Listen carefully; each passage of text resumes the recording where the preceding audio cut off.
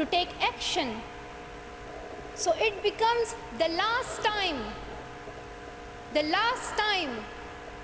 So it becomes the last time that we see a child deprived of education. Malala Yousafzai کو امن کا Nobel انعام ملنے کی خوشی میں خواتین کی نمائندہ ایسوسی ایشن آسے سوپ کا دل مار کے دلکش حال میں پروکار تقریب کا انعقاد، جس میں اسپانش و پاکستانی سماجی و سیاسی شخصیات کے علاوہ مختلف شعبہ زندگی سے تعلق رکھنے والے خواتین و حضرات نے کثیر تعداد میں شرکت کی۔ تقریب کے مہمان خصوصی ویلفیئر اداشی محمد اسلم خان غوری تھے۔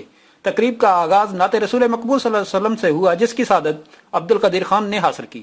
اسٹیٹ سیکرٹری کے فرائض آسے سوپ ایسوسی ایشن کی صدر ڈاکٹر ہما جمشید نے سر انجام دیے۔ تقریب مقررین نے اپنے خطاب میں ملالہ یوسفزئی کو خراج تحسین پیش کیا اور کہا کہ پاکستان کی ہر عورت ملالہ ہے جو فروغ تعلیم کے لیے کوشاں ہے۔ انہوں نے کہا کہ پاکستان ہمیشہ خواتین کے حقوق اور تعلیم نسواں کے لیے اقوام عالم کے ساتھ کھڑا ہے۔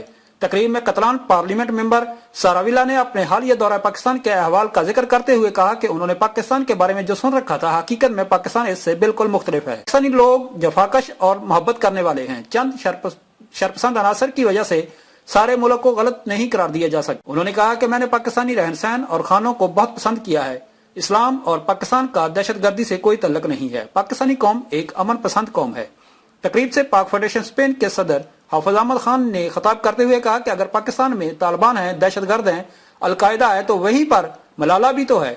ان کے علاوہ میکل استیوا، پروفیسر یولیندا، اوگو کلاچو، خوسے ماریا سالہ، افضال احمد بیدار، جوید الیاس قریشی، راجہ شفیق الرحمان، رحیم شاہ چودھری نے اپنے خطاب میں تعلیم کی اہمیت کو اپنا موضوع بنایا اور کہا کہ اگر ہم تبدیلی چاہتے ہیں تو اس کا صرف ایک ہی راستہ ہے اور وہ ہے تجدید تعلیم کا حصول۔ اس موقع پر تعریفی سرٹیفکیٹ حاصل کرنے والے مرد و خواتین نے محنت کے ساتھ ساتھ تعلیم کے حصول کا تذکرہ کیا اور کہا کہ ہم نے مشکل حالات میں بھی اپنے آپ کو اور اپنے حالات کو تبدیل کرنے کے لیے تعلیم کے راستے کو اپنایا۔ ڈاکٹر ہما جمشید نے کہا کہ ملالہ یوسفزئی کے تعلیمی مشن کے ساتھ تقریب میں آسیسوپ ایسوسی ایشن کی جانب سے جدہ شخصیات کو بلدیہ بارسلونا میں امیگرینٹس امور کے انچارج میکل استیوا اور ویلفیئر اتاشی محمد اسلم خان غوری نے تعریفی اسناد دی۔ کیمرہ مین بلال بٹی کے ساتھ ساتھی رپورٹر جواد چیما کے ساتھ ڈاکٹر قمر فاروق، بارسلونا، اسپین۔